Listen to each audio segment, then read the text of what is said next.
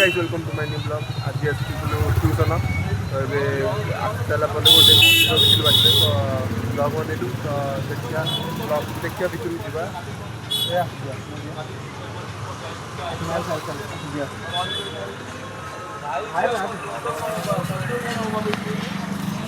देखिए मंदिर बाहर बहुत सुंदर देखा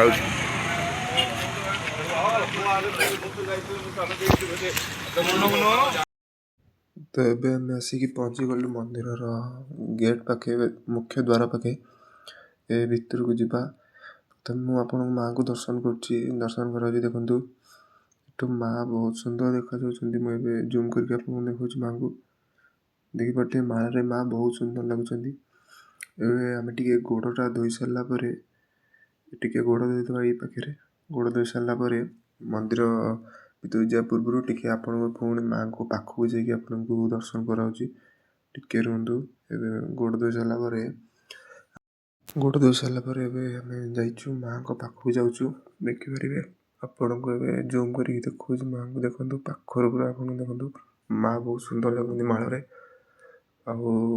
आमती मंदिरटा भी बहुत सुंदर लगुच मंदिर भितर को आम आसी जाइचु मंदिर कांथरे विभिन्न प्रकार देवादेवी चित्र अच्छी देखिपारे तापर आम टिके समय से पाखर देखला चारिपट देखेबी आपण को मझे किंतु एबे मझी वीडियो देखिपारे किंतु एबे मु आपको हनुमान प्रभु देखा देखु प्रभु बहुत सुंदर लगुच पूरा मार्बल प्रभु प्रतिमा एवं देखिपे आपण मैंने किसी समय पर आरती आरंभ हम ता पूर्व मुझे प्रभु श्रीकृष्ण को देखा देखु बहुत भगवान बहुत सुंदर लगुच प्रतिमा भी बहुत सुंदर लगुच प्रभु तापर आम भितर को आसला टिके भितर को आसिली तापर आपण को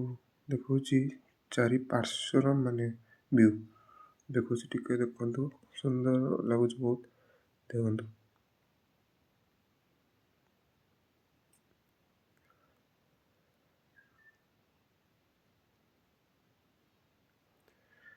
आपण मैंने देखिपे बहुत सुंदर है चारिपार्श्वर दृश्य तापर आम आसिलु भगवान को पाखक टिके तापर आगू टिके गलु गलापर आगू टिके जाइचु देखु एबे आपण को देखु पहाड़ पड़ता तो देखी पारे पहाड़ खोलला देखु देखो आलती भी आरंभ हो देखु प्रभु राधाकृष्ण प्रतिमा राधाकृष्ण प्रतिमा देखिए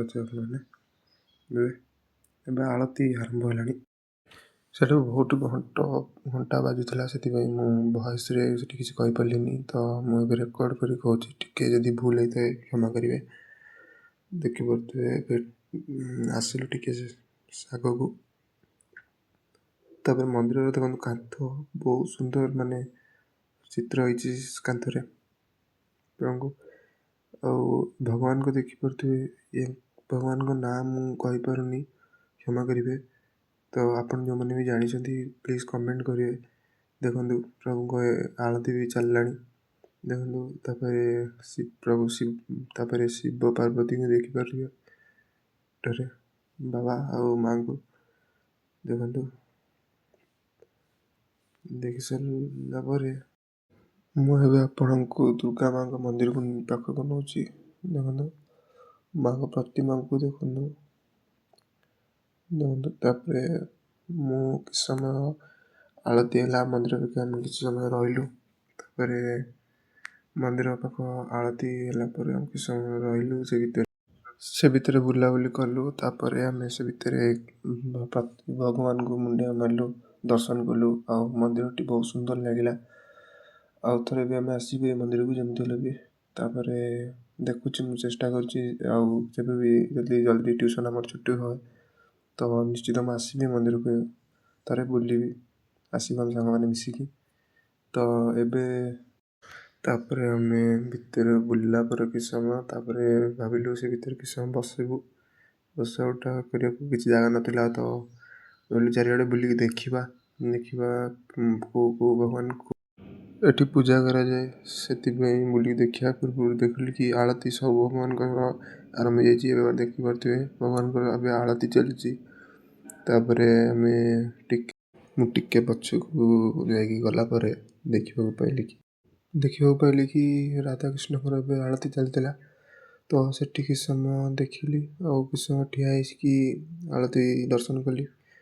ବହୁତ ଶାନ୍ତି ଲାଗିଲା, ବହୁତ ବଢ଼ିଆ ଲାଗିଲା ମନ୍ଦିରଟି। ଆଉ ଭଗବାନଙ୍କୁ ମୁଣ୍ଡିଆ ମାରିଲି। ବହୁତ ସମୟ ମନ୍ଦିରରେ ବୁଲାବୁଲି କଲୁ। କିଛି ସମୟ ବୁଲାବୁଲି କରିସାରିଲା ପରେ ତାପରେ ଆମେ ବାହାରିଲୁ।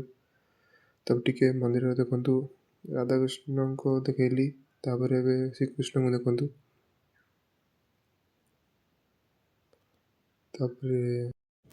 ତାପରେ ଆମେ ଭଗବାନ ଶିବ ଏବଂ ପାର୍ବତୀ ମାଙ୍କୁ ଦର୍ଶନ କରିବାକୁ ବାହାରିଲୁ। ତ ସାଇଡ଼୍ରେ ତାଙ୍କର ବି ଆଳତି ଚାଲିଥିଲା। ତ ଏବେ ଦେଖନ୍ତୁ ଶିବ ପାର୍ବତୀଙ୍କ ଆଳତି ଚାଲିଛି। ଦେଖିପାରୁଥିବେ ବହୁତ ମନୋରମ ଦୃଶ୍ୟ, ବହୁତ ଶାନ୍ତି ଲାଗୁଛି ଆଳତି ଦେଖିକି ସେଠି। ତାପରେ ଆମେ କିଛି ସମୟ ଦେଖି ସାରିଲା ପରେ ଆଳତି ଦେଖିଲୁ କିଛି ସମୟ ଠିଆ ହେଇକି। ତାପରେ ଆମେ କିଛି ସମୟ ଆଳତି ଦର୍ଶନ କଲୁ ବାବାଙ୍କର। ତ କିଛି ସମୟ ଦର୍ଶନ କଲା ପରେ ଆପଣମାନେ ବି ଦେଖନ୍ତୁ କିଛି ସମୟ ଆଳତି। ଆପଣମାନଙ୍କୁ ବହୁତ ଶାନ୍ତି ଲାଗିବ ଭିଡ଼ିଓରେ।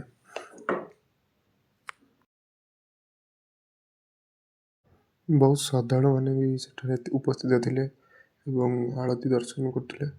ଦେଖିପାରୁଥିବେ ବହୁତ ଲୋକ ପାଖରେ ଅଛନ୍ତି, ପଛରେ ବି ଲୋକ ଥିଲେ ବାହାରେ ମୁଣ୍ଡିଆ ମାରିକି ଭଗବାନଙ୍କୁ ବାହାରକୁ ଯାଉଥିଲେ। ଆଉ କିଛି ଲୋକ ଭିତରେ ବି ଅଛନ୍ତି ଦେଖିପାରୁଥିବେ।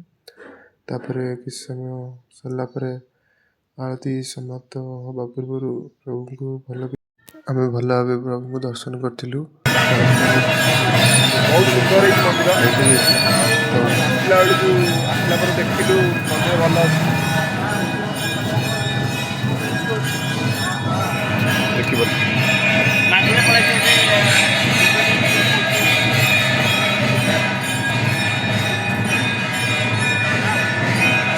ଗାଇସ୍ ଏତିକି ଥିଲା ଆଜିର ମିନି ବ୍ଲଗ୍। ଦେଖା ହେବା ଗୋଟେ ନେକ୍ସଟ ବ୍ଲଗ୍। ସେ ପର୍ଯ୍ୟନ୍ତ ପାଇଁ ବାଏ।